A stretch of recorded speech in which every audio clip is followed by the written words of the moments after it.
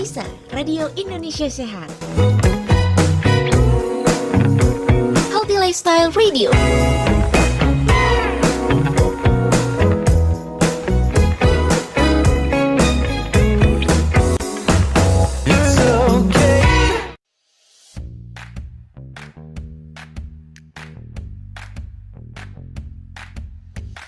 Sobat Sehat, tak terasa ya sudah 2 tahun Raisa Radio menemani kita semua. Kalau gitu, yuk mari kita dengarkan suara para Sobat Sehat semuanya di segmen Apa Kata Mereka Tentang Raisa.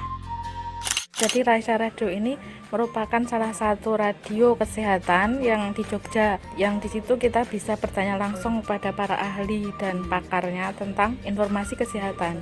Begitu Mbak Galuh. Sebenarnya alasan utamanya itu karena memang temanya cocok, jadi kayak bisa menjawab kebutuhan kita pada saat itu, kebingungan kita seperti apa. Jadi Raisa Radio ini menurutku menarik banget karena kita bisa update ilmu tentang kesehatan, di mana zaman sekarang itu kan dari mulai COVID terus makin kesini kesehatan itu makin penting banget kita perhatiin.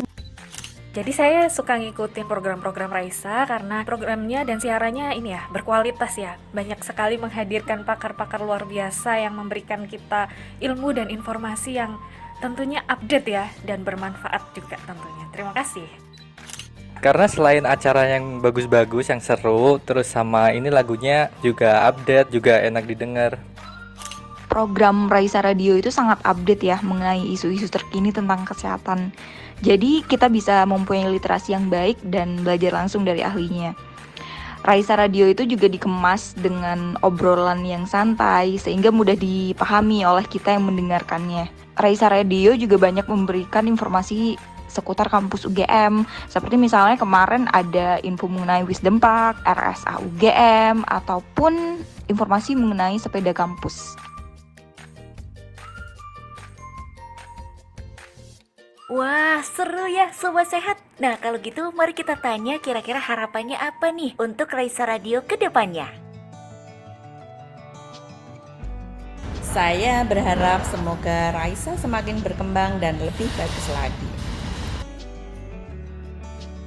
Semoga Raisa bisa terus melakukan inovasi dan kreasi di tengah perkembangan teknologi yang ada saat ini. Semoga Raisa dapat terus menjadi media yang banyak memberi manfaat dan lebih menjangkau masyarakat luas. Terima kasih, harapan saya Raisa Radio terus maju dan berkembang, menunjukkan karya-karya terbaiknya dan tetap setia memanjakan telinga para pendengar dari kampus FK sampai ke seluruh kampus di UGM. Bravo Raisa!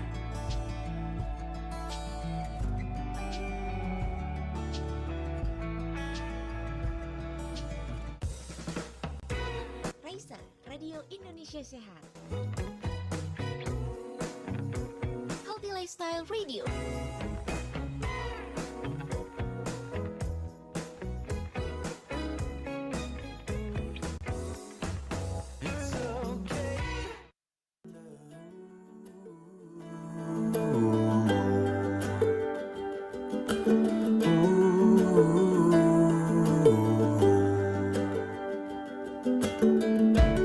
We put up a good fight for deer in a headlight, like a moth to a spark, catching fire before it ever starts.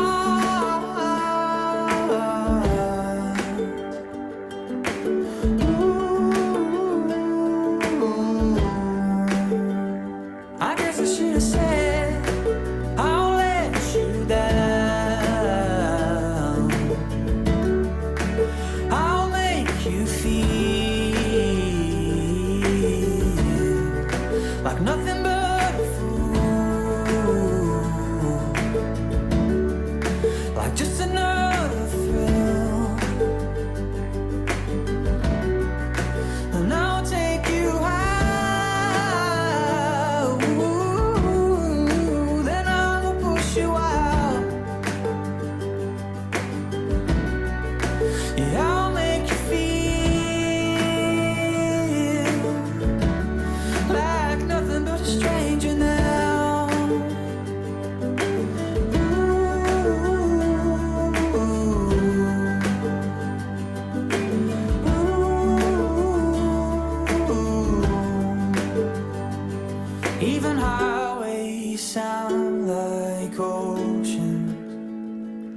if you're far enough away. And it's all just smoke and illusion, but you've still got a hold on me. I really should have said I'll let you down. I'll make you feel like nothing but a fool, like nothing here was real. And I'll take you high, ooh, then I will push you out. Yeah, I'll make you feel like nothing but a stranger now.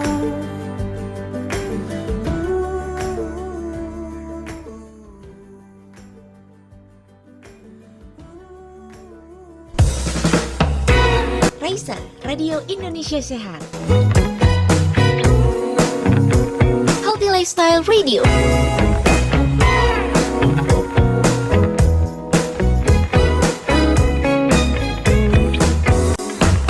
It's okay.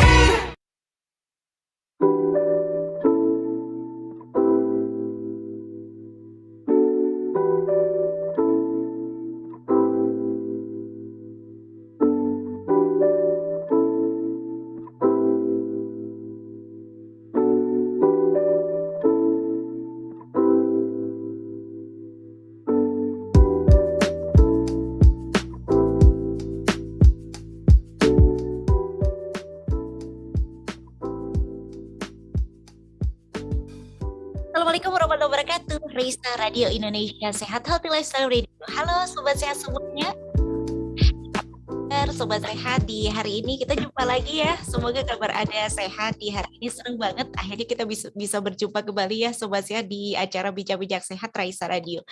Semoga sobat sehat di cuaca yang agak-agak mendung nih, ini juga sehat di edisi hari ini. Dan saya sapa dulu sobat sehat semuanya yang berada di website di radioindonesiasehat.com, yang ada di radio yang sudah menunggu topik menarik di sore hari ini. Selamat sore sobat sehat. Dan ada juga sobat sehat yang sudah bergabung di Zoom juga. Semoga Anda di hari ini berbahagia ya. Setelah dari pagi hari Senin biasanya hari yang cukup padat ya. Kita mulai hari itu padat dan mungkin agak sulit untuk munculkan semangat. Tapi nggak kerasa kita udah memijaki di sore hari. Dan jangan lupa untuk mengambil jeda sore hari ini. Kita istirahat, kita duduk, kita bersantai boleh sambil dengerin Raisa Radio edisi hari ini. Dan sobat sehat, hari ini temanya menarik nih, bagaimana mitos dan fakta pada ibu hamil. Nah, ternyata banyak nih mitos-mitos yang perlu kita luruskan sore hari ini, dan kita akan berbincang dengan narasumber kami yang telah hadir pada edisi sore hari ini. Ada Dr. Dianisa Ikarumi, spesialis obstetri ginekologi konsultan, obstetri ginekologi sosial. Dan saya sapa dulu, selamat sore Dr. Dianisa. Selamat sore. Dr. Nanis, saya Galuh dari Raisa Radio, Dok. Ya. Dokter sehat, Dok? Alhamdulillah. Alhamdulillah. Terima kasih banyak Dokter Nani sudah berkenan hadir dan berbagi kepada sobat saya semuanya di edisi sore hari ini. Matur nuwun, Dok. Dan izin menyampaikan Dokter Nanis dan juga Dokter Pia, sore hari ini akan kami siarkan di radio kami, dan izin acara sore hari ini nanti kami akan olah juga untuk menjadi podcast, kami publish di Spotify. Diperkenankan ya Dokter Nanis dan juga Dokter Pia. Ya Mbak, terima kasih. Baik, terima kasih banyak. Dan Sobat Sehat, selain bersama dengan Dr. Dianisa nih Sobat Sehat, kita juga akan berbincang dengan Dr. Natina Viniasana Widiarti dari Departemen Obstetri Ginekologi FKKM KUGM, dan tentu sudah tidak asing ya, ada Dr. Pia di sana. Selamat sore Dr. Pia. Selamat sore Mbak Galuh, ketemu lagi ya kita. Sehat ya Dok ya sore hari ini? Sehat, Alhamdulillah. Alhamdulillah, ini sepertinya dress code-nya janjian nih Dr. Pia dan juga Dr. Dianisa nih. Nggak janjian tapi jodoh sepertinya ya dok. Ya, terima kasih banyak dok sudah mewarnai edisi sore hari ini. Tentunya kami Sobat Sehat sudah tidak sabar nih untuk menyimak bagaimana untuk kita bersama meluruskan nih kira-kira mitos yang apa nih yang perlu kita luruskan di ibu hamil. Meskipun mungkin Sobat Sehat belum pernah hamil, tapi ini bisa menjadi bekal untuk kedepannya dan bisa juga untuk kita tularkan informasi ini kepada sekitar kita.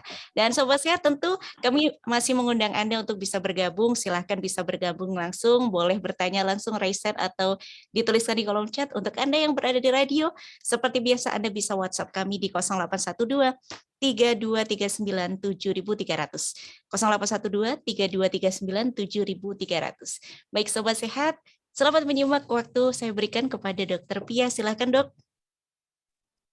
Ya, terima kasih banyak Mbak Galuh atas pembukaannya tadi ya. Selamat sore Sobat Sehat Raisa semuanya. Saya harap semua Sobat Sehat dalam keadaan yang sehat dan juga dalam keadaan yang sehat dan baik pada hari ini. Ya, sore hari ini seperti yang disampaikan oleh Mbak Galuh, kita akan bincang-bincang terkait topik mengenai mitos dan fakta terkait kehamilan. Di mana pada sore hari ini ya kita bersama dengan pembicara dari Departemen Obstetrik dan Ginekologi. Beliau merupakan staf pengajar yang aktif mengajar di Fakultas Kedokteran dan juga Departemen Obstetrik dan Ginekologi. Beliau juga merupakan konsultan dari subdivisi Ginsos. Ya, mungkin kita langsung sapa saja ya Sobat Sehat. Ini ada Dr. Dianisa Isarumi, SPOG Konsultan. Selamat sore dokter. Selamat sore, Dokter Pia. Iya dokter. Iya dok, ya pada sore hari ini ya dokter kita akan bincang-bincang terkait mitos dan fakta selama kehamilan ya dok. Ini menarik dok. Kemarin kan dia sempat posternya ya dok ya di akun saya dan itu banyak sekali dok pertanyaan-pertanyaan tentang mitos. Apakah ini mitos, apakah ini fakta yang dikirimkan ke saya juga dok dan ini nanti akan kita bahas. Dan juga mungkin mitos-mitos dan yang akan kita bahas mungkin kebanyakan dari pasien-pasien kita ya dok ya, nanti juga akan kita bahas. Nah, mungkin pada sore hari ini, nanti sesinya kita akan membahas mengenai mitos atau fakta pada kehamilan, yaitu sebelum kehamilan, kemudian saat kehamilan, dan juga setelah kehamilan. Begitu ya dok ya? Ya. Oke. Ya dokter, apakah kita bisa langsung masuk ke sesi yang pertama dok? Ya, boleh. Ya, yang pertama ini yaitu mitos sebelum kehamilan ya dok ya. Jadi sebelum ibu hamil, ini mitos-mitos apa yang sering didengar oleh masyarakat. Ini yang pertama nih dok. Ini sering banget nih dok ditanyakan ya, ditanyakan di sekitar dan beberapa pasien juga pernah menanyakan ini. Jadi terkait berhubungan intim nih dok untuk mendapatkan kehamilan. Yaitu apakah berhubungan intim setiap hari, kalau bisa setiap sehari 3 kali, ini dapat meningkatkan potensi hamil atau meningkatkan keberhasilan untuk kehamilan, dok.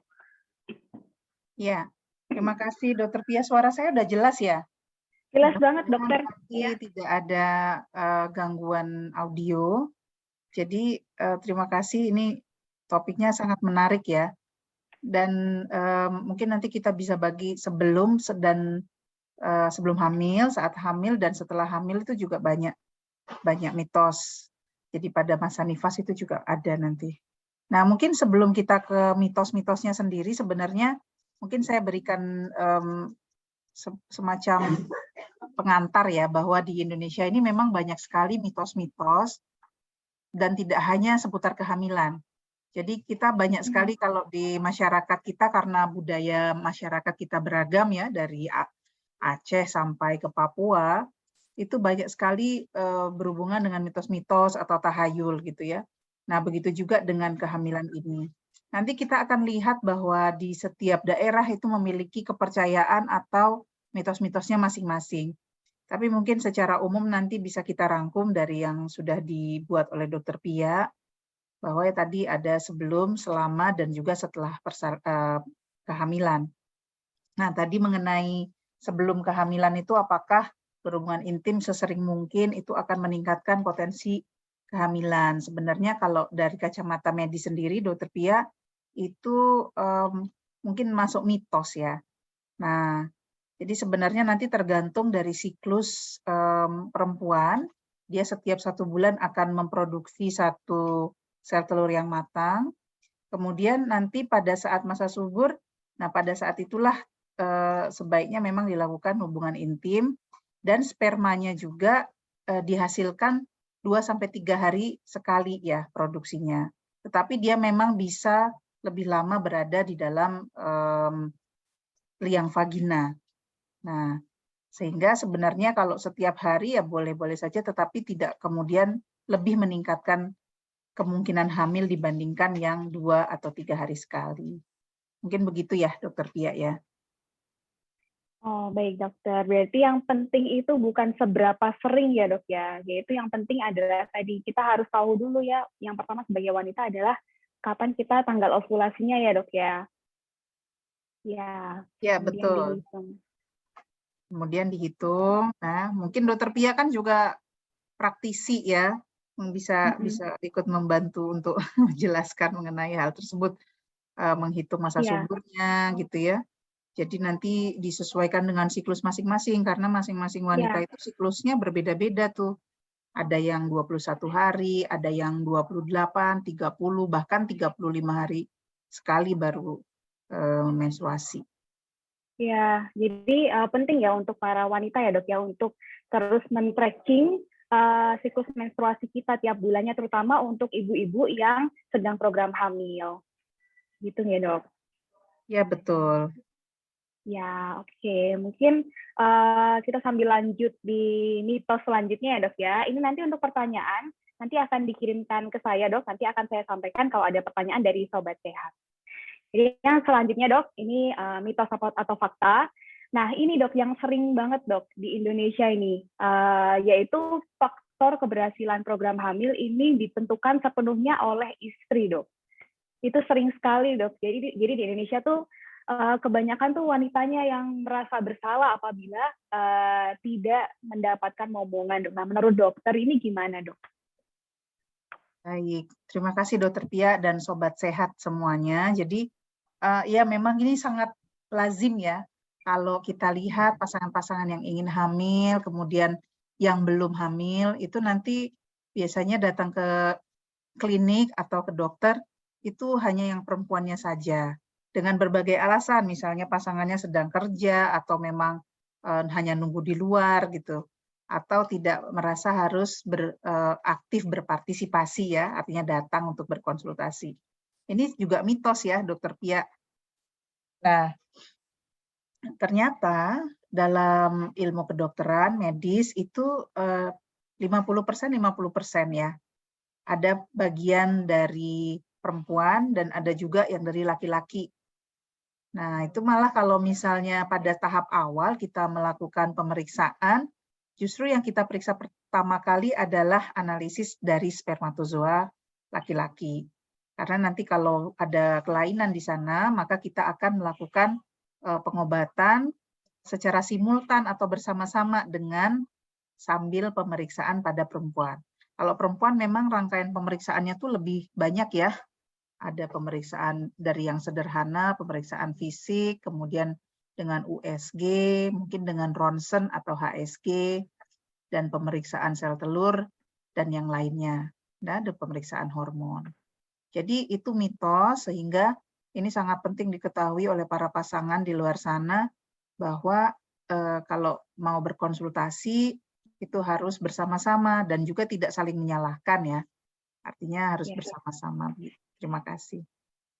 Ya, jadi ibu-ibu ya dan bapak-bapak nih ya, penting sekali nih untuk terutama untuk pasangan yang sedang program hamil untuk saling mendukung satu sama lain ya. Dan mungkin mencari tahu dari kedua belah pihak ya dokter ya untuk penyebab dari mungkin infertilitasnya itu. Jadi tidak hanya dari faktor istrinya tapi faktor suami juga berperan dalam keberhasilan kehamilan sendiri. Nah, ini ada pertanyaan, Dok, tapi sepertinya nanti akan kita bahas juga, Dok, di sesi yang saat kehamilan. Mungkin nanti sekalian aja ya, Dok, ya. Nah, ini satu lagi, Dokter. Satu lagi ini tentang mitos atau fakta selama saat sebelum kehamilan, Dok. Jadi, minum asam folat setiap hari ini penting untuk wanita yang belum hamil namun dalam usia reproduksi untuk persiapan kehamilan. Apakah itu mitos atau fakta, Dokter?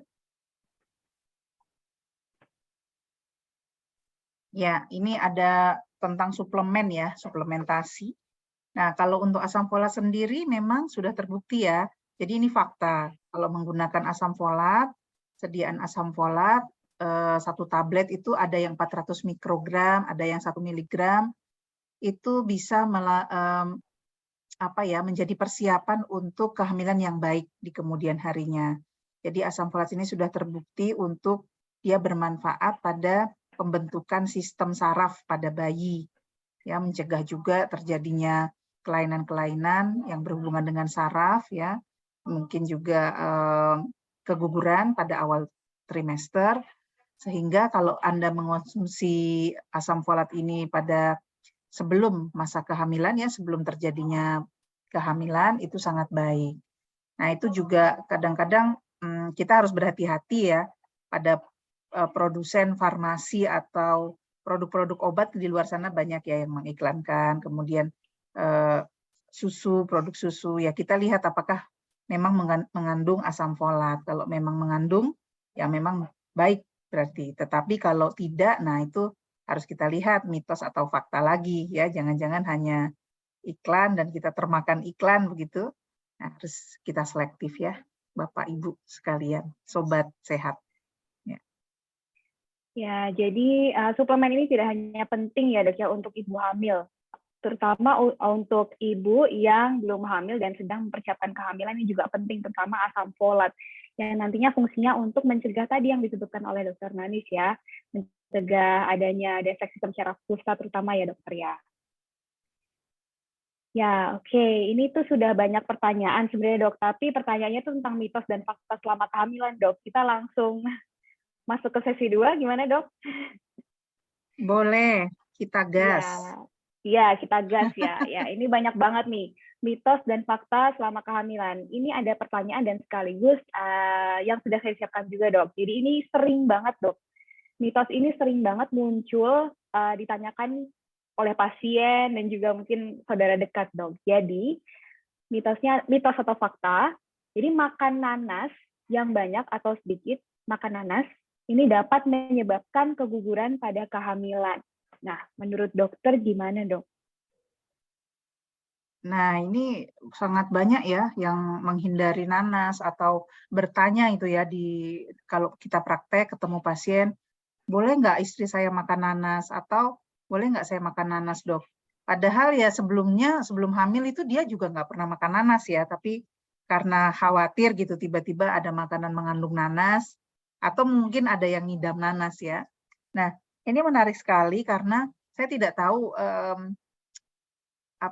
asal muasalnya itu dari mana nanas itu kemudian bisa menjadi momok atau mungkin ini fitnah terhadap buah nanas ya. Kita kasihan juga nanas ini nggak ada salahnya. Itu sebenarnya mitos. Jadi nanas ini sangat kaya dengan vitamin ya, sama seperti buah jeruk dan buah-buahan yang lain. Dan kemudian kalau dikonsumsi dalam porsi yang cukup, itu justru akan menambah imunitas dan juga vitaminnya juga bisa bermanfaat untuk ibu hamil. Jadi tidak apa-apa makan nanas ya, kalau misalnya pada awal trimester atau trimester kedua sampai trimester ketiga, tidak ada masalah dan tidak menyebabkan kelainan pada janin, cacat bawaan maupun keguguran. Jadi aman ya. Kalau suka nanas silakan. Ya, gitu, itu dia. Ya. Akhirnya terjawab mitosnya ini karena sering banget juga ada pertanyaan tentang nanas ini sampai ketakutan ibu-ibu hamil nih makan nanas. Ya, jadi itu tadi ya. Jadi tidak ada pantangan untuk ibu hamil untuk makan nanas. Jadi itu hanya mitos dan tidak ada hubungannya dengan resiko untuk terjadinya keguguran. Baik, saya lanjut ya dok ya. Yang selanjutnya ini, nah ini dok, jadi sering nih ibu hamil ini berpikir bahwa ibu hamil itu harus makan yang banyak dok, bahkan sampai 3 kali porsinya, dan bahkan sampai harus menggemukkan badan karena kalau kata tetangga bilangnya ya dok ya, kalau ibunya kurus nggak gemuk nih, bayinya nanti akan nutrisinya ini dok berkurang juga dok. Nah menurut dokter ini gimana? Apakah ibu hamil benar-benar harus makan 3 kali lebih banyak dari porsi biasa dan apakah ibu hamil ini harus gemuk? Ya, betul sekali ya. Ini mitos-mitos ini biasanya disebarluaskan oleh netizen ya. Netizen atau tetangga tadi kata dokter Pia, Iya. atau tetangga kok kamu hamil 5 bulan nggak kelihatan perutnya, itu sering sekali ya. Jadi pasien datang khawatir kok kata tetangga saya nggak kelihatan. Padahal ya memang belum waktunya ya, belum kelihatan perutnya. Nah ini memang kita harus hati-hati sekali sebagai tetangga yang baik ya dokter Pia. Saya mau meng-highlight dulu nih, tetangga suka bikin khawatir ibu-ibu hamil ya. Jadi jadilah tetangga yang baik, kalau nggak belum mengerti ya tanya ke ahlinya gitu ya. Nah kembali lagi ke gemuk, sebenarnya untuk ibu hamil sendiri tidak harus terlalu gemuk ya. Makan itu tidak 3 kali dari porsi makan orang dewasa. Jadi cukup seperti biasanya, misalnya kita makan 3 kali sehari, makanan berat ya, cukup karbohidrat, protein, vitamin, dan juga ada lemaknya juga di sana. Kemudian diselingi dengan 2 kali snack ya, biasanya antara makan pagi dan siang juga makan siang ke malam, itu ada snacknya. Sama, tetapi nanti kita perhatikan porsi, artinya komposisi ya tadi. Misalnya karbohidrat, lauk pauknya sudah ada, proteinnya, zat besinya juga ada, sayur-sayurannya, dan snacknya mungkin buah-buahan yang bergizi. Nah kemudian kita lihat juga cara mengolahnya. Mengolahnya itu kalau misalnya orang Indonesia senangnya sayur, ya sayur bening untuk meningkatkan HB misalnya, untuk mencegah anemia. Tetapi lama direbusnya sehingga zatnya itu sendiri sudah larut dalam kuahnya gitu, atau mungkin sudah hilang karena panas yang terlalu tinggi. Nah jadi 1 porsi, kedua komposisi, ketiga cara atau proses memasak. Yang keempat adalah minuman apa atau makanan apa yang bisa menghambat ya, karena anemia nih banyak ya di Indonesia dokter Pia. Kan kita kadang-kadang pernah dengar ya iklan itu, apapun makanannya minumnya teh titik-titik. Nah itu mungkin untuk ibu hamil nggak berlaku karena teh ini bisa menghambat penyerapan zat besi. Artinya mungkin boleh meminum teh di sela-sela makan, tetapi tidak saat makan, setelah makan, karena dia menghambat penyerapan zat besi. Sayang gitu, kita udah makan bergizi tapi minumnya teh ya, apapun mereknya sebenarnya. Nah, tapi itu menjadi mitos juga ya dokter Pia ya, untuk ibu hamil gitu. Tapi untuk orang dewasa ya boleh-boleh aja. Jadi itu mitos ya kalau porsinya harus banyak, yang penting adalah komposisi dan sesuai dengan ini kebutuhan. Jadi kalau ibu hamil sendiri itu tidak harus banyak-banyak peningkatannya. Ya, minimal 8 kg itu bagi yang berat badannya sudah normal dari awal. Kalau yang overweight atau obesitas nanti ada penyesuaian untuk peningkatan berat badannya. Begitu. Jadi ya.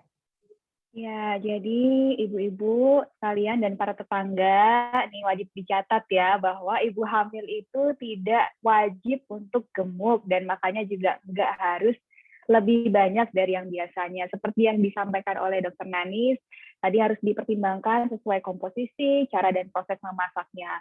Terutama tadi minuman juga ternyata penting ya dok ya, dan ini sekaligus ada pertanyaan tentang minuman-minuman dok. Ini ada Sobat Sehat yang menanyakan tentang minuman. Jadi ini dari Ibu Gus Wahyudiati dari Jogja. Ini menanyakan, kalau ibu hamil itu apa tidak boleh minum kopi dok? Karena ibu ini terbiasa minum kopi. Jadi apakah boleh ya dok? Kalau teh tadi kan tidak boleh karena dapat menghambat penyerapan dari zat besi. Nah kalau kopi sendiri gimana dok? Ya, terima kasih ya Sobat Sehat, Ibu yang bertanya tadi. Memang nanti kalau kita bicara minuman tidak hanya kopi, nanti akan ada yang bertanya mengenai jamu, tentang air kelapa muda, dan yang lain-lainnya ya. Mungkin minuman yang lagi trendy, boba gitu dan sebagainya. Nah, untuk kopi sendiri sebenarnya penelitian yang pasti mengenai apakah efeknya itu bisa berbahaya atau tidak, itu belum menyimpulkan gitu ya, Dokter Pia. Tetapi kandungan kafein ini memang kita harus batasin untuk ibu hamil, sehingga sebenarnya untuk porsi yang sedikit, kemudian tidak terlalu banyak, tidak terlalu sering ya, masih dimungkinkan untuk dikonsumsi. Ya, yang pasti sebenarnya untuk ibu hamil juga asupan gula harus kita perhatikan. Kalau kita minum kopi dengan gula yang banyak, kemudian dengan creamer misalnya ya, atau susu yang juga tinggi gula, maka itu tidak baik untuk dikonsumsi terlalu sering. Nah, lebih baik kita minumnya ini yang lebih sehat, misalnya jus buah-buahan, sari kacang hijau yang kita buat sendiri, atau kalau untuk yang praktis ya, ibu hamil yang bekerja, mungkin boleh yang kemasan. Nah, demikian juga dengan air kelapa muda misalnya. Air kelapa muda ini sangat banyak mineralnya, sangat bagus. Kadang-kadang kita pengen praktis ya, ada yang kemasan siap saji itu untuk air kelapa. Nah, itu berbeda sebenarnya dengan air kelapa yang sesungguhnya. Ya, lebih baik memang yang asli dari yang alami ya. Tapi dari segi kepraktisan ya silahkan saja, tidak ada masalah. Jadi untuk kopi boleh-boleh saja Bu, tetapi nanti harus diperhatikan kuantitasnya ya, tidak terlalu sering dan tidak menggunakan kalau bisa sebisa mungkin tidak berbahan pengawet dan juga tidak ditambah gula ya, gula tambahan ya. Kadang kan ada yang ditambah krim, whipped cream, perasa-perasa buah gitu ya. Nah itu mungkin harus dihindari yang terlalu berlebihan. Iya, Itu Dokter jadi Pia. iya dok, jadi bukan nggak boleh ya, tapi harus dibatasi ya dok ya tadi ya untuk konsumsi kopi sendiri, terutama ibu-ibu yang suka kopi susu, kopi susu dan kopi susu pakai gula brown sugar gitu-gitu ya dok ya. Itu harus dibatasi dulu, diganti dengan air kelapa. Nah, ini berkaitan dengan air kelapa nih dok, ini juga sering banget nih dok kita dengar nih. Ibu-ibu itu minum air kelapa banyak-banyak saat hamil karena pengen bayinya kulitnya mulus dok. Itu mitos atau fakta nggak ya? Iya benar. Jadi kulit mulus, kulit putih ya, karena banyak minum air kelapa gitu. Begitu juga ada juga ya ini mitos ya sebenarnya. Artinya tidak kemudian karena semata-mata minum air kelapa setiap hari kemudian bisa mulus dan putih gitu. Nah, kalau ibu bapaknya agak sawo matang gitu, anaknya terlalu putih, ya nggak mungkin juga ya. Nanti tergantung genetik juga. Ada lagi Dokter Pia, masih berhubungan dengan warna ya. Ketuban keruh ya, kalau lahir ketubannya hijau gitu, nanti ditanya sama bu bidannya, ada yang kemudian mitosnya itu dari bidan juga atau dari yang nolong persalinan. Dulu sering makan pepaya muda ya, daun pepaya kan hijau tuh. Atau sering makan jamu yang warnanya hijau ya, air ketubannya keruh gitu. Nah itu juga mitos. Artinya yang kita makan itu masuknya ke saluran pencernaan. Di situ nanti disaring, masuk ke dalam darah untuk nutrisi-nutrisi yang ada, dan ampas atau sisa-sisanya itu dikeluarkan melalui urin, ya, kencing, dan juga buang air besar. Jadi tidak langsung minum itu langsung airnya itu masuk ke dalam bayi dan lingkungannya. Bagaimana dia bisa mewarnai air ketuban ya? Jamunya itu kan nggak masuk langsung ke dalam kantong kehamilan itu. Ya, jadi itu kalau dari medis tidak ada buktinya. Jadi memang boleh, sangat baik mengkonsumsi, tapi bukan untuk membuat bayinya menjadi putih cemerlang. Iya, iya dok, itu menarik sekali dok pertanyaan itu dok, karena sering ditanyakan dok. Padahal wah, takut banget ya kalau misalnya ternyata ibunya itu sudah berharap, wah bayi saya akan putih kulitnya karena saya minum banyak air kelapa, ternyata beda kan ya, takut juga ya dok. Jadi itu ya Bu Ibu ya, itu adalah mitos. Minum air kelapa agar bayinya mulus itu mitos. Nah, dokter dan sobat sehat sore hari ini sepertinya kita harus jeda dok, jeda lagu. Kita istirahat sebentar, kemudian kita lanjut lagi, nanti lanjutkan untuk sesi yang kedua ya tentang mitos fakta pada ibu hamil dan dilanjutkan dengan mitos dan fakta pada masa nifas. Ini masih banyak banget dok pertanyaannya dok. Yang masuk ke saya sendiri dan ada juga nih yang di chat box untuk everyone.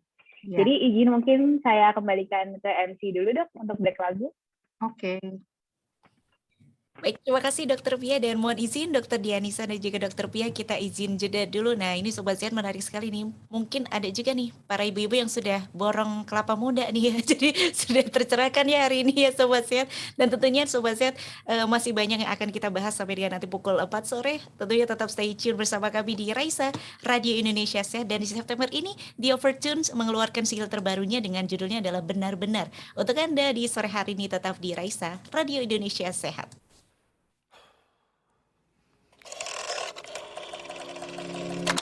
Hai, apa kabar kau di sana? Sudah bertahun tak bertemu. Ku tak perlu bicara, hanya ingin dengar suaramu. Aku rindu. Hei, aku baik-baik saja. Lama tak ku dengar darimu. Aku lelah menunggu, hanya ingin melihat wajahmu. Aku rindu. Mungkin dunia mencoba pisahkan kita, tapi ada cara agar kita bersama. Tapi ku perlu tahu, apakah benar-benar cinta padaku? Kan ku beri seluruh nafasku. Apakah benar-benar mengerti aku? Hanya kau yang mengenal aku, tiada yang lain untukku.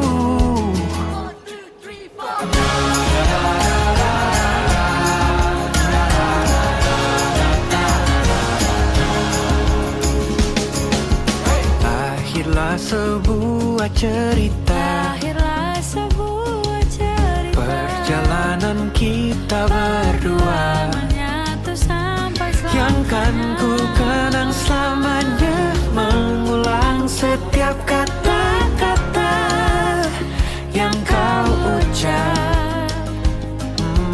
Mungkin dunia mencoba pisahkan kita, tapi ada cara agar kita bersama. Tapi ku perlu tahu, apa kau benar-benar cinta padaku? Kan ku beri seluruh nafasku. Apa kau benar-benar mengerti aku? Hanya kau yang mengenalku. Ku tahu sedari dulu, perlahan-lahan waktu akan terus berlalu. Walau ku takkan mampu untuk menunggu, merindu sesuatu yang tak tentu. Apakah kita bisa kembali bersama?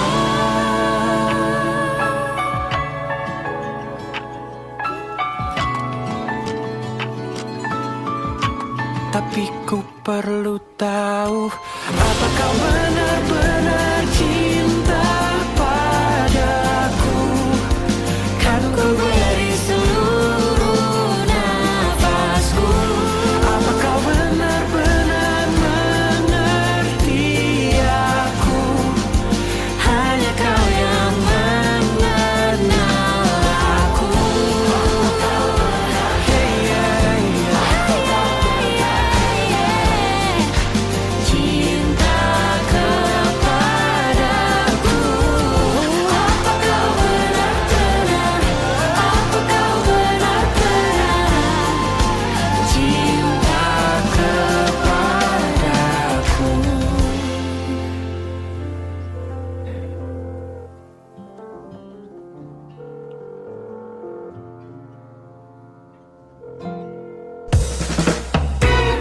Raisa, Radio Indonesia Sehat. Healthy Lifestyle Radio.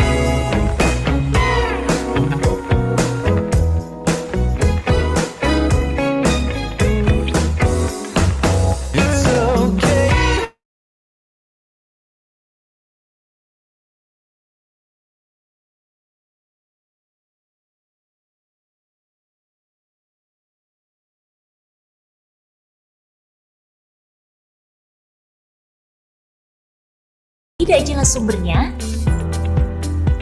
Raisa Radio hadir untuk menjawab pertanyaan Anda. Raisa atau Radio Indonesia Sehat merupakan radio komunitas berbasis digital yang dikembangkan oleh Fakultas Kedokteran, Kesehatan Masyarakat, dan Keperawatan Universitas Gadjah Mada. Berangkat dari niat untuk berbagi, Raisa Radio hadir untuk memberikan edukasi kesehatan secara menarik dan bermanfaat. Selain itu, Raisa Radio juga menyajikan informasi yang mendukung seputar perkuliahan. Melalui program acara yang dihadirkan, Raisa Radio memberi kesempatan para pendengar untuk bertanya langsung pada pakarnya secara interaktif. Raisa Radio dapat Anda nikmati di mana saja, kapan saja. Dengan cara mendownload aplikasi Raisa Radio yang tersedia di Play Store atau website di radioindonesiasehat.com. Siaran Raisa Radio dapat Anda dengarkan kembali melalui podcast kami di Spotify. Dapatkan informasi seputar jadwal program acara Raisa Radio melalui Instagram kami di @raisa_radio_ugm. Raisa, Radio Indonesia Sehat, Healthy Lifestyle Radio.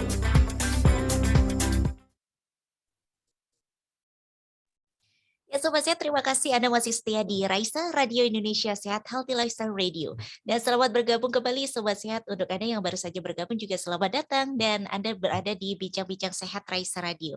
Sobat Sehat yang bergabung di radio tentunya masih kami beri kesempatan Anda untuk bisa bergabung di WhatsApp kami di 0812 3239 7300, dan masih kita membahas tentang mitos dan fakta mengenai ibu hamil. Kira-kira apa saja yang perlu kita tahu nih Sobat Sehat, dan masih bersama dengan Dr. Dianisa dan juga Dr. Pia Sobat Sehat, dan selamat menjumpa kembali. Waktu saya berikan kembali kepada Dr. Pia. Silakan Dok. Ya, terima kasih Mbak Galuh. Ya.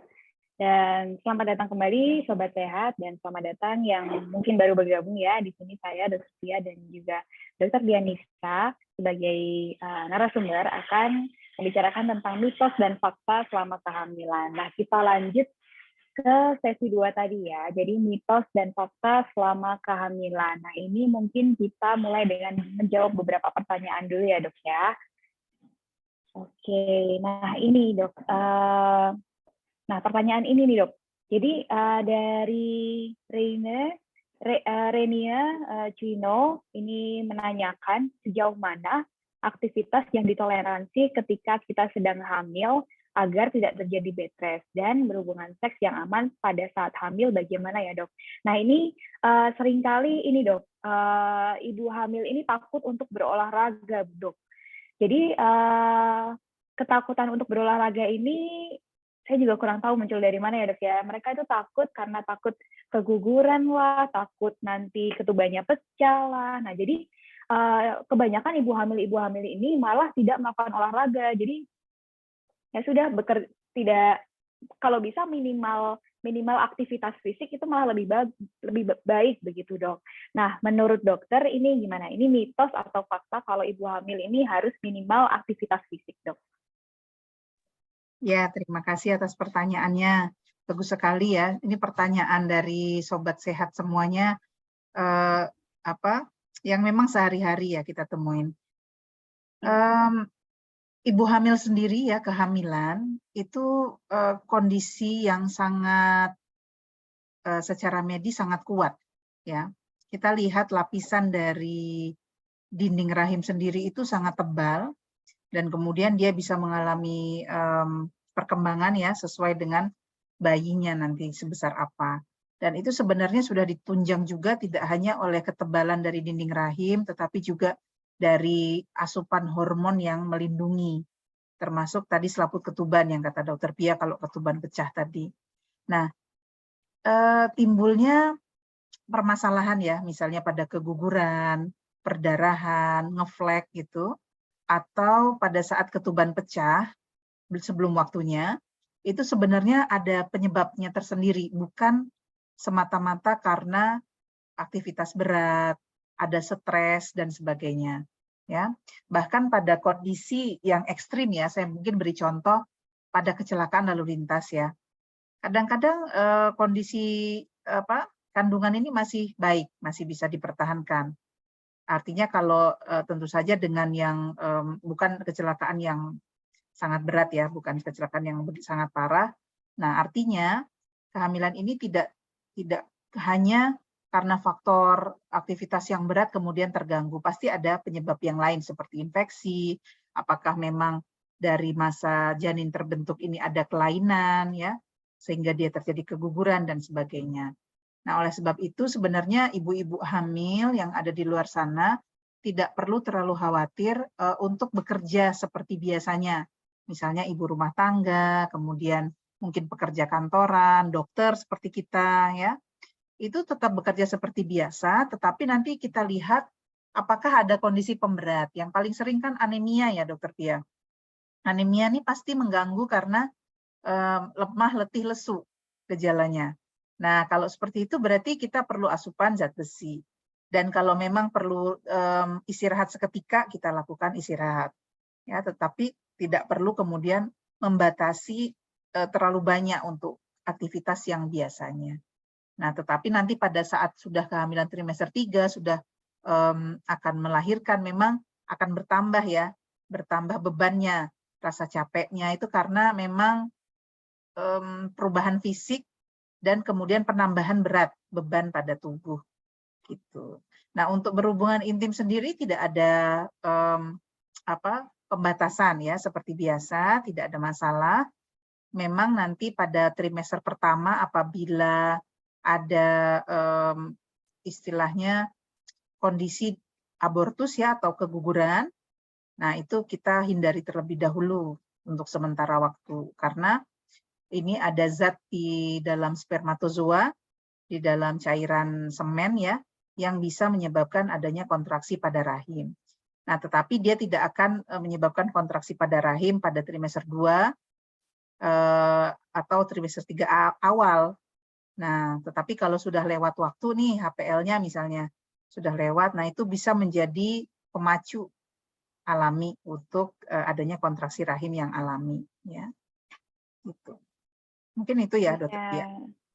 Iya dok, jadi untuk para ibu hamil, jangan takut untuk berolahraga, karena yang saya baca juga dok, di beberapa guideline ini memang merekomendasikan untuk ibu hamil untuk tetap melakukan aktivitas fisik paling tidak 150 menit setiap minggunya dokter, itu minimal. Jadi aktivitas yang ringan sedang ya dok ya, dan pastinya sesuai kemampuan ibu-ibu hamil ya.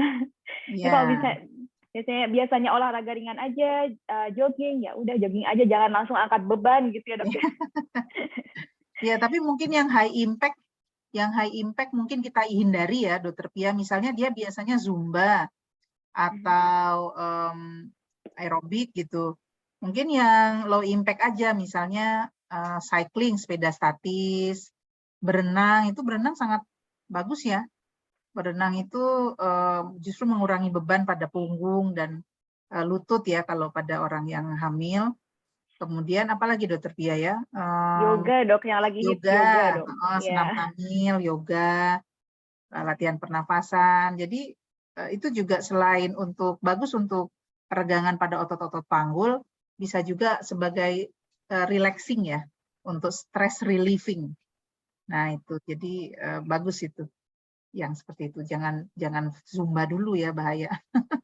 Maksudnya capek kan, bisa jatuh dan sebagainya. Iya benar, jadi untuk ibu-ibu yang biasanya zumba mungkin diganti dulu olahraganya ya ke olahraga yang mungkin yang ringan sedang ya, jangan langsung zumba begitu. Nah, Ini terkait tadi ya dok ya, tadi menyinggung sedikit tentang keguguran ya dok ya. Ini ada pertanyaan dari Sobat Sehat juga tentang keguguran. Nah ini pertanyaannya adalah, berkaitan dengan keguguran, apa saja ya faktor resiko dan penyebabnya, dan bagaimana untuk cara mencegahnya, terutama jika punya riwayat keguguran. Terima kasih. Ini juga banyak yang menanyakan ya. Nah, dan banyak mitosnya nih Dokter Pia tentang keguguran. Keguguran itu kan terjadinya di awal-awal trimester ya Bapak Ibu. Di 3 bulan pertama, itu kita sebut keguguran. Sebenarnya bisa juga sampai 20 minggu atau 5 bulan sebelum bayinya itu beratnya 500 gram. Itu masih kita sebut keguguran. Tetapi lebih banyak kejadiannya, proporsinya itu pada awal-awal ya, 3 bulan pertama. Penyebab terbesar keguguran ini bukan karena makan nanas, bukan karena memelihara kucing, bukan karena makan sayur-sayuran mentah, makan sushi misalnya, bukan karena aktivitas berat ya, ibunya mungkin stres bekerja dan sebagainya, tetapi adalah adanya kelainan pada materi genetik atau kromosom, ya, penyakit-penyakit yang berhubungan dengan faktor yang dibawa oleh spermatozoa dan juga sel telur. Nah, ini ada masalah, mungkin ada kelainan. Sehingga janin ini, dia akan secara alami, secara seleksi alam, itu akan menunjukkan tanda-tanda tidak berkembang atau menggugurkan ya, menggugurkan dirinya sendiri atau nanti mengalami keguguran itu, keluar dengan sendirinya. Nah, semakin paling banyak memang itu ya, hampir 70% atau lebih malah. Nah, sebagian kecil ya bisa disebabkan oleh infeksi, dan itu sangat kecil sekali ya, salah satunya infeksi toksoplasma tadi, kemudian rubella, torch yang kita sebut dengan torch, atau ada masalah yang lain ya, seperti kelonggaran pada leher rahim, atau kita sebut dengan cervix incompetence, dan yang lainnya. Ya, jadi apalagi kalau berulang ya, lebih dari 2 kali, nah itu mungkin kita harus cek kembali ya. Nah, salah satu pencegahannya tadi sih dengan asam folat itu. Nah, yang lainnya nanti sesuai dengan penyebabnya. Jadi harus diteliti lebih jauh lagi. Nah, itu sering banget ya Dokter Pia, saya juga pernah ada pencinta kucing datang, "Dok, saya sedang hamil, saya takut keguguran, nanti kucing-kucing saya harus saya letakkan di mana karena banyak ya." Saya bilang, "Lah, kenapa Bu? Kalau kucingnya sehat, kemudian kan dia kalau ada toksoplasma dia pasti sakit ya, dan dia penularannya melalui feses kucing. Jadi kalau handling atau penanganan limbah kucingnya itu bagus, nggak ada masalah. Gitu. Jadi mitos-mitos ini bisa berbahaya juga, tidak hanya untuk diri sendiri, tapi juga untuk lingkungan sekitar ya, harus hati-hati kita. Gitu ya, Dokter Pia. Wah ya, itu ya. Jadi ya, untuk penyebab keguguran sendiri tadi bukan nanas ya. Dicatat itu. Jadi jangan langsung menuduh nanas sebagai sumber penyebab keguguran, tapi kita perlu cek secara holistik di tiap individu. Penyebab dari keguguran tiap ibu hamil itu berbeda-beda gitu ya Dok ya. Jadi tidak bisa disamakan satu sama lain. Nah, kemudian Dok, tadi sempat disebut-sebut tentang sayuran-sayuran mentah ya Dok. Nah, ini sebenarnya boleh nggak sih Dok ibu hamil ini makan sayuran mentah Dok? Karena kan zaman sekarang kan banyak ya Dok, lagi hits ya salad-salad pakai selada mentah yang nggak dimasak kayak gitu. Nah, gimana Dok menurut dokter? Iya, nggak cuma salad-salad yang mentah itu, kalau kita makan sushi juga dagingnya ikannya mentah ya. Nah, itu boleh apa enggak gitu. Ya. Sebenarnya pada prinsipnya boleh. Nah, dengan takaran yang cukup dan yakin bahwa bersih ya, sudah dibersihkan terlebih dahulu. Yang kita khawatir itu kan sebenarnya kalau ada parasit-parasit ya istilahnya, makhluk ya seperti hewan kecil-kecil yang ada di dalam yang hidup di sayuran mentah atau pada daging yang terinfeksi ya, ada di situ. Nah, kalau misalnya kita yakin bahwa yang kita sajikan atau yang disajikan oleh tempat makan itu bagus dan sehat dan bersih, nggak ada masalah sebenarnya. Tetapi kembali lagi nanti ada yang ragu-ragu. Kalau ragu-ragu sih sebaiknya ditinggalkan. Kan masih ada yang lain yang masih bisa dimakan ya. Jadi tidak harus, artinya kalau ada yang sangat pengen atau ngidam gitu ya, kadang-kadang ada yang ngidam pengen makan apa, sayuran mentah atau sushi atau makanan mentah, itu ya boleh-boleh saja kita. Yang penting tidak yakin bahwa itu sehat, artinya tidak ada penyakit di dalamnya. Ya, Ya, mungkin berarti itu Dokter Pia. Ya, berarti boleh ya, sobat sehat semuanya untuk ibu hamil tuh konsumsi sayuran dan tadi ya, seperti sashimi dan sushi yang pakai ikan-ikan mentah, tapi harus lebih aware ya terhadap parasit tadi, terutama untuk sayur ya. Kita harus tetap aware terhadap pencegahan tadi ya, parasit-parasit tadi dengan cara mencuci lebih bersih ya dok ya, mungkin ya, mencuci lebih bersih kalau ada bagian yang busuk tadi kalau bisa dipotong, kalau bisa pakai atau konsumsi sayuran yang benar-benar fresh seperti itu, dan cucinya juga harus bersih. Jadi jangan takut untuk ibu hamil untuk makan salad atau sushi. Nah ini dokter, mungkin ini karena keterbatasan waktu ya dok, padahal ini banyak banget pertanyaannya dan lagi seru-serunya. Ini mungkin 2 pertanyaan lagi dok ya, 2 topik lagi ya dok. Mungkin ini kita langsung masuk aja ke masa nifas ya dok ya. Boleh dok? Boleh.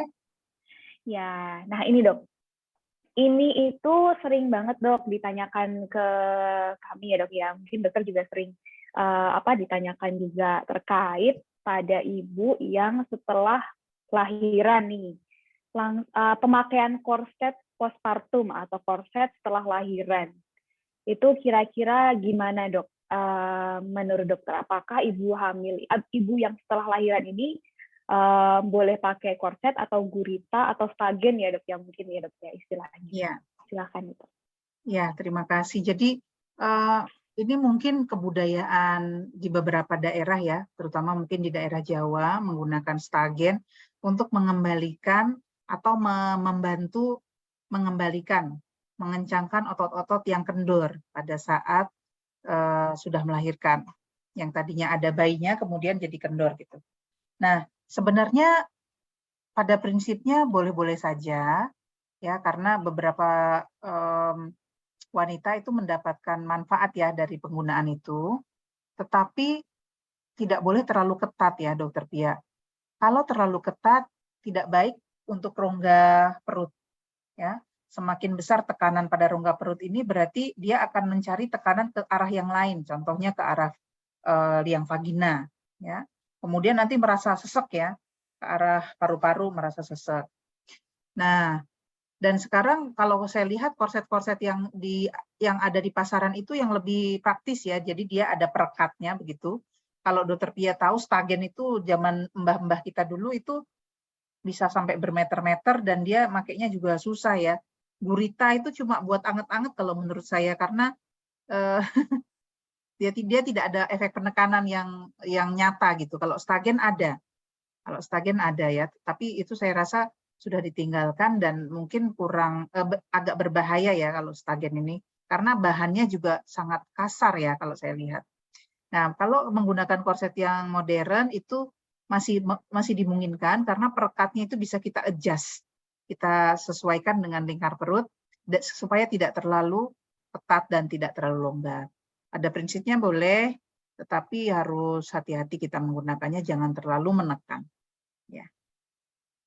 Ya, berarti boleh ya dok ya. Tadi kuncinya boleh asalkan tidak terlalu ketat saat menggunakan korset tadi ya dok ya. Saya dengar-dengar memang ada korset khusus ibu setelah lahiran ya dok ya. Korset postpartum itu.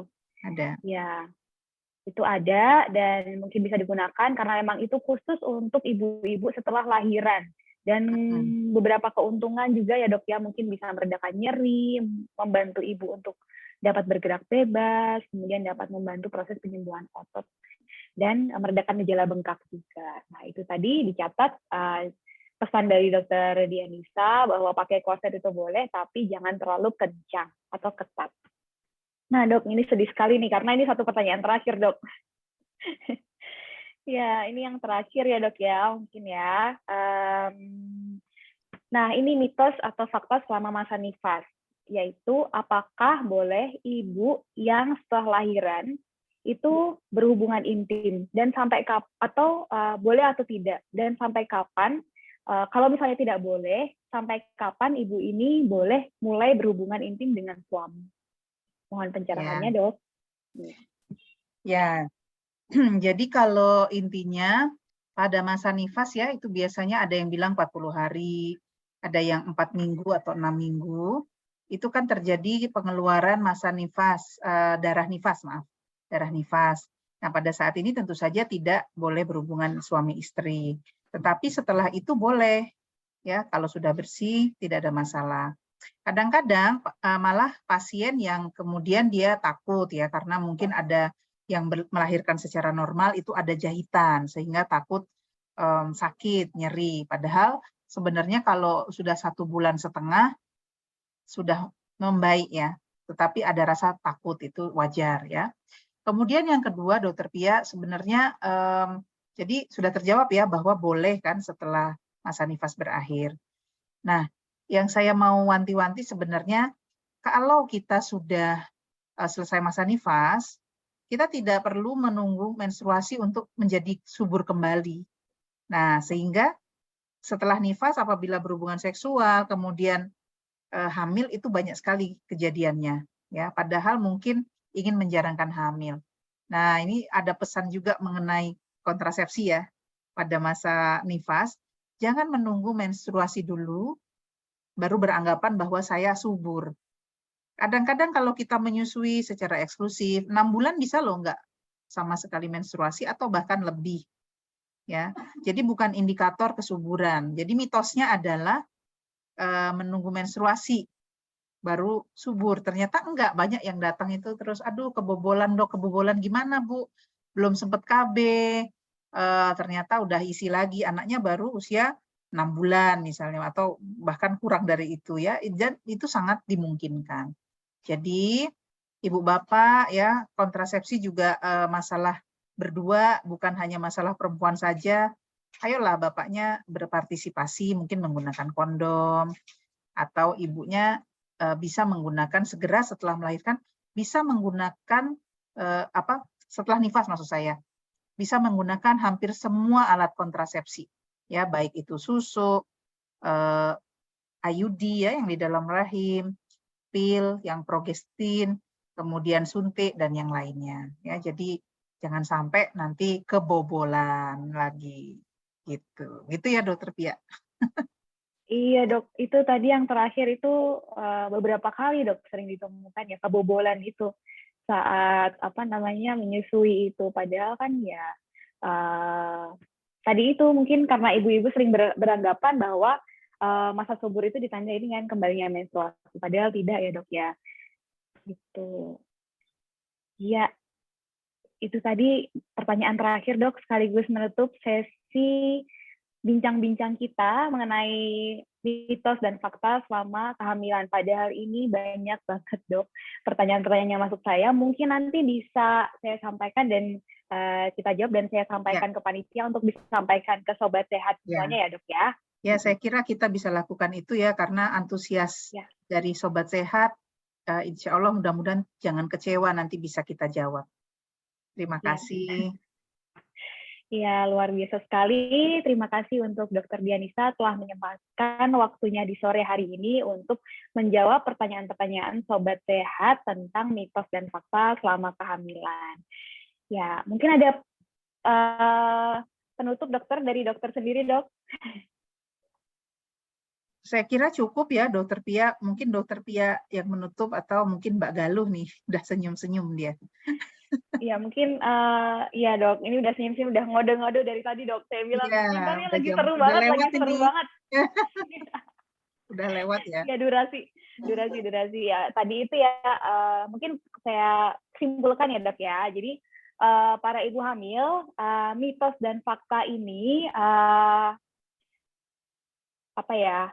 begitu ibu hamil ini mendapatkan suatu informasi, sebaiknya tidak ditelan mentah-mentah terlebih dahulu.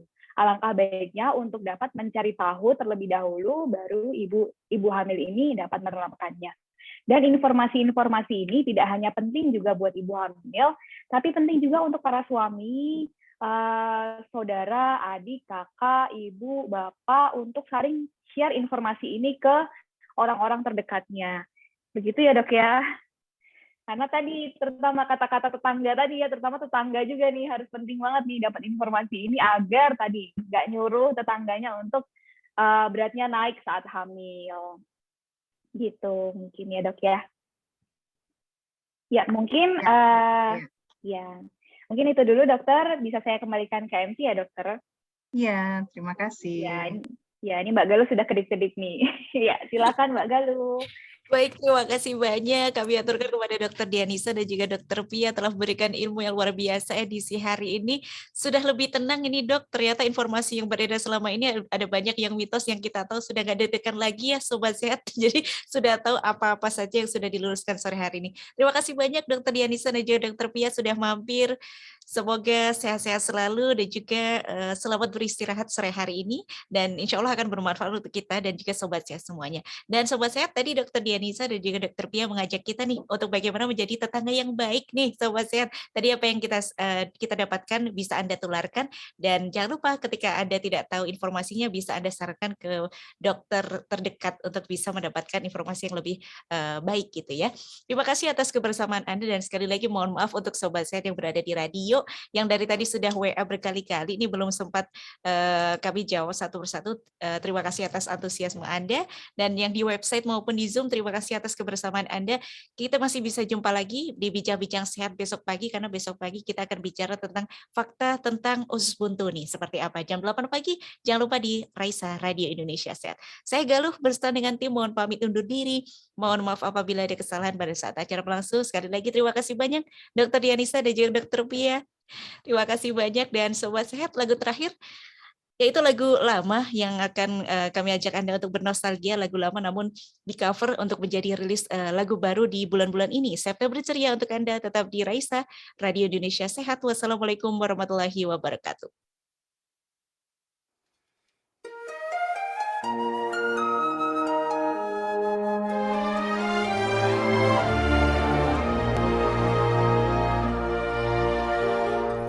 Ujung kemarau panjang yang gersang dan menyakitkan, kau datang menghantar berjuta kesejukan. Kasih kau beri udara untuk nafasku, kau beri warna bagi kelambu jiwaku.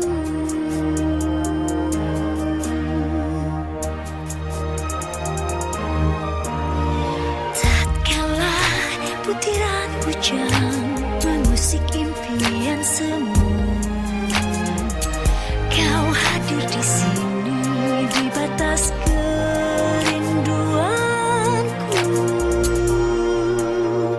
Kasih kau singkat tirai kabut di hatiku, kau isi harapan baru untuk menyongsong masa depan bersama.